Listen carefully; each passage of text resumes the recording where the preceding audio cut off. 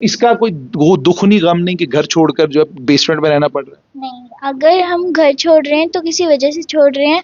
इस बार अगर मोदी जी ने किया तो फिर हमेशा हम साल के मतलब हम हमेशा के लिए हम खुश रहेंगे अपने घर में। हम सेफ रहेंगे, हमको कोई डर नहीं रहेगा इस चीज़ का कि हमको कुछ होगा। आतंकवाद पर इतना भयंकर प्रहार करते हैं तो जाहिर सी बात है फिर कायर फौज यही कर सकती है कि सिविलियन आबादी को निशाना बनाएगी।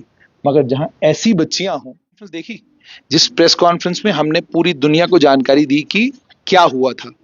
आपको पता है उस प्रेस कॉन्फ्रेंस को भी एड्रेस 2 लड़कियों ने किया, जी पता?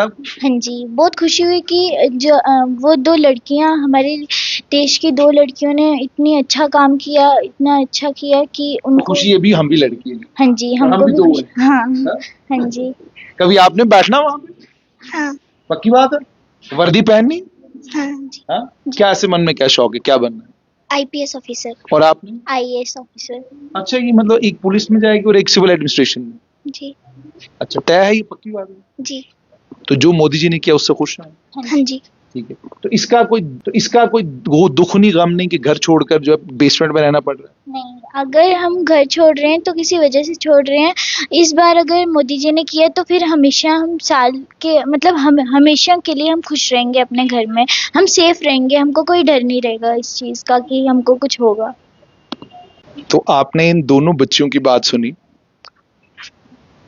इस बच्ची ने जो बात कही है, ये बहुत सारे लोग जब वीडियो देखेंगे हो सकता है कुछ लोग ये कहेंगे कि ट्यूटरिंग कराई है। ट्यूटरिंग का मतलब होता है कि आप बच्चे को पहले समझाते हैं ये बोलना है तो बच्चा फिर बोलता है। यकीन मानिएगा बड़ा नेचुरल सा रैंडम सा इंटरव्यू है कि 2 बच्चियां मुझे मिली। मैंने कहा आइए आपसे गपशप लगाते हैं, तो इनके साथ बैठे बात की। ये जो बात इस बच्ची ने आखिर में कही ना, ये बात सिखा के नहीं हो सकती। जो बात इसने आखिर में, इसने कहा कि जो हो रहा है कि इस वक्त पुंछ में आपको बेसमेंट में रहना पड़ रहा है, तो बच्ची ये कह रही है हम बेसमेंट में रह रहे हैं, मगर जो हो रहा है उसका नतीजा ये निकलेगा कि फिर हम पूरे साल अपने घर में आराम से रह पाएंगे।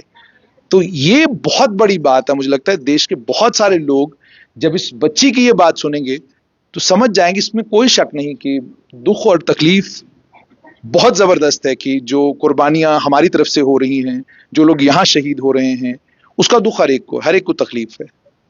लेकिन जब आप आतंकवाद पर इतना भयंकर प्रहार करते हैं तो जाहिर सी बात है फिर कायर फौज यही कर सकती है कि सिविलियन आबादी को निशाना बनाएगी।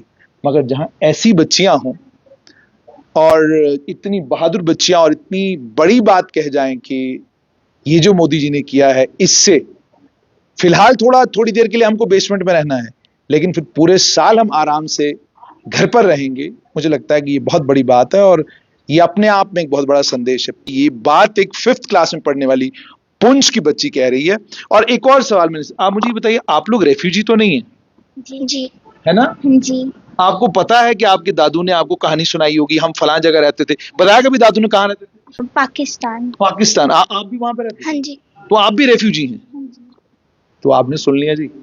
तो मतलब ये मेरा गेस ही था कि ये रेफ्यूजी परिवार है, क्योंकि पुंछ में जब से मैं आया हूँ, मैं यहाँ जिससे पूछ रहा हूँ कि आप रुके हुए हैं, आप भागे क्यों नहीं, वो कहता जी हम तो रेफ्यूजी हैं, 47 में उजड़े हैं, कितनी बार भागेंगे। तो ये चीज भी यहाँ सुनने को मिली। जो हुआ है वो इसलिए हुआ है ताकि हम लोग साल भर आराम से रह सकें। ये थोड़ी देर की तकलीफ है, लेकिन जब खत्म हो जाएगी तो उसके बाद का जो पीरियड होगा उसमें सुकून और चैन की नींद हम लोग सोएंगे।